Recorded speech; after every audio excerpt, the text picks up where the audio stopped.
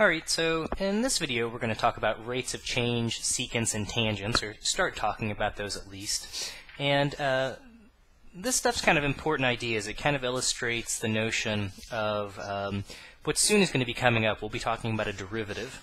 And somehow a derivative deals with a rate of change. So this notion of a rate of change is going to be very important. We're going to look at it in a few different settings just to try to make some sense out of it. So kind of a random little question here. So suppose we've got a little graph, and the graph describes the position of an object as a function of time. We want to know what we can say about the instantaneous velocity at the value x equals 4.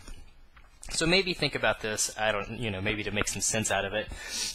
Maybe you can think about, so think about maybe the x-coordinate as being time. Okay, so at time 0, maybe you're up here, I don't know, maybe some random y value. Let's make it the y value of 2. Maybe that says at time 0, and maybe you want to make time 0 12 noon. Pick whatever you want. Maybe you can think about it as being, it says like you're 2 miles from home. Okay, so then time progresses, and the function's decreasing, so you're getting closer and closer to home, so maybe you're walking back towards your house. And then, then you decide to start turning around, and then, now your distance is increasing, so hey, you're walking away from your home. At the very top, if you think about, right at this instant, notice, you're no longer walking away from home because, the graph stops increasing. You're not really walking towards home yet because the graph hasn't started decreasing. So if you want to think about sort of conceptually at this point, to me this is kind of the point where you stop.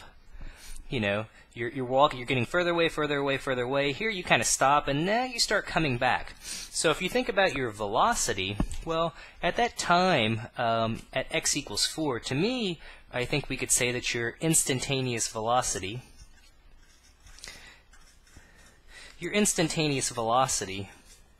would equal 0.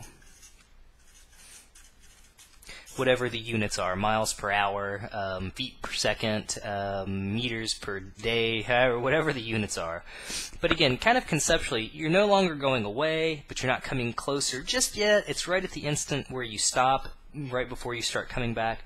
So that's the idea. That would be your instantaneous velocity. So that's it. That's all. And somehow we're going to try to generalize this sort of notion. Because maybe if you're at some other point on the graph, what would your instantaneous velocity be at other points on the graph as well? And that's something that we want to try to discuss a little bit more in detail. And it's going to be a very important idea, it turns out.